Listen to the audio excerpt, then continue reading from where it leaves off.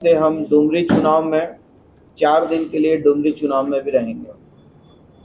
4 दिन हम डुमरी चुनाव में चुनाव प्रचार में भी शामिल रहेंगे। क्योंकि आप लोग स्टार प्रचारक में भी है, क्या कैसा लग रहा है डुमरी का चुनाव की अगर हम बात करें? डुमरी का चुनाव एक ऐसे ऐतिहासिक पुरुष का चुनाव है जिस ऐतिहासिक पुरुष को नाम कहने से हमारे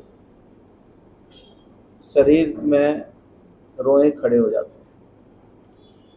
जब कोई सैनिक सेना में भर्ती होता है तो उसकी इच्छा होती है कि वो माँ भारती के लिए अंतिम सांस तक लड़े, और वो लड़ता भी है, शहादत भी पाता है, माँ भारती की रक्षा भी करता है।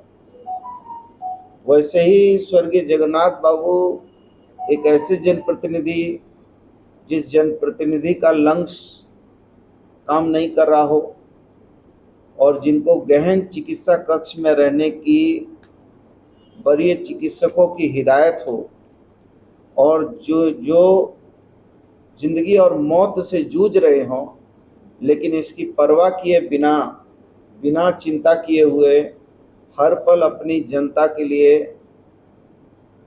समर्पित रहने वाले व्यक्ति को मैं ऐसा ही पुरुषार्थ वाला व्यक्ति कहूँगा जैसे हमारे सैनिक पुरुषार्थ दिखाते हैं।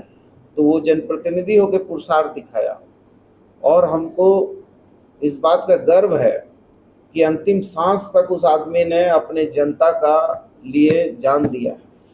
लेकिन जो तथाकथित लोग हैं, जो ओबीसी की बात करते हैं, जो तथाकथित लोग हैं जो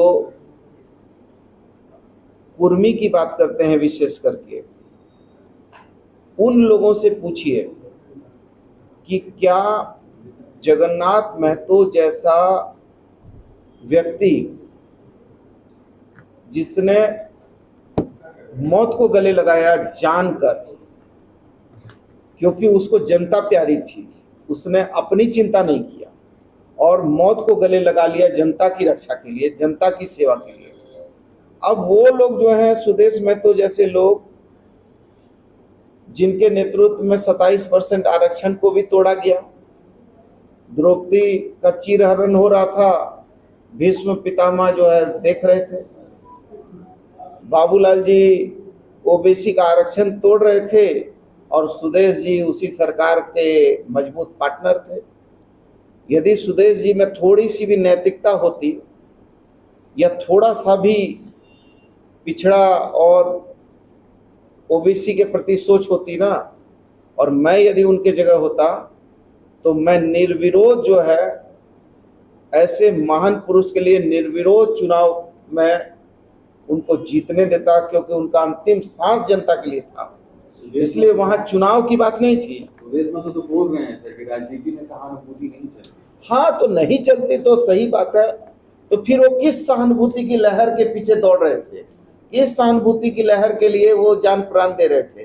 क्यों वो आरक्षण और ओबीसी की बात जो है करके लोगों में को दिग्भ्रमित कर रहे हैं? ये भी तो सहानुभूति है, ये भी तो लोगों के प्रति जो है समर्पण की भावना है। आज से भाजपा स्वागत करेंगे, लेकिन मैंने अपनी भावना व्यक्त की कि जो लोग ये कहते हैं कि नहीं, मैं मेरे सीना को यदि चीरिएगा तो यहाँ से आरक्षण दिखेगा, जो लोग ये कहते हैं कि हम जो हैं कुर्मी के लिए कुछ भी करेंगे, तो बताइए, हमारे तो मुख्यमंत्री ने जब 500 बेड के अस्पताल की बात हुई तो हमारे मुख्यमंत्री जी ने तुरंत निर्णय किया कि नहीं, जगन्नाथ महतो जी के नाम पर हम जो है 500 बेड का अस्पताल जो है बनाएंगे। हमारे मुख्यमंत्री जी ने तुरंत कहा कि हम जो है जगन्नाथ बाबू के नाम पर जो है हम जो है काम करेंगे, शिक्षा का काम करेंगे। तो मैं तो खुद पिछड़े वर्ग का आदमी हूँ, पिछड़े वर्ग से आता हूँ, और जगन्नाथ महतो एक पिछड़े वर्ग का, दलित, पिछड़ा, कमजोर वर्ग की एक आवाज़ थे, एक ऐसा बुलंद आवाज़ जिस बुलंद आवाज़ को मैंने हमेशा अपने साथ मंत्री परिषद पर मेरे बगल के चेयर में बैठते थे, हमेशा उनको अंतिम सांस तक लड़ते हुए देखा है। मैं कह नहीं सकता हूँ, मेरी भावनाएं इतनी उनके प्रति समर्पित हैं, क्योंकि मैंने उनको देखा है अपनी आँख से, अपने साथ जिया है उनको। इसलिए मैं कह रहा हूँ ये बात को कि जो लोग पिछड़े की बात कर रहे हैं, जो लोग कह रहे हैं कि 27% आरक्षण की बात हो, अरे उनको इतना तो होना चाहिए था कि नहीं, हम इस सीट पर कम से कम हम जगन्नाथ बाबू के लिए हम नहीं लड़ेंगे। ऐसा भी राजनीति का क्या कुर्सी पाना है कि जिसमें आपकी विचारधारा नहीं है, जिसमें आपकी भावना नहीं है, जिसमें आपके जीवन का कोई सिद्धांत और विचार ही नहीं। मंत्री जी, लेकिन वहाँ पर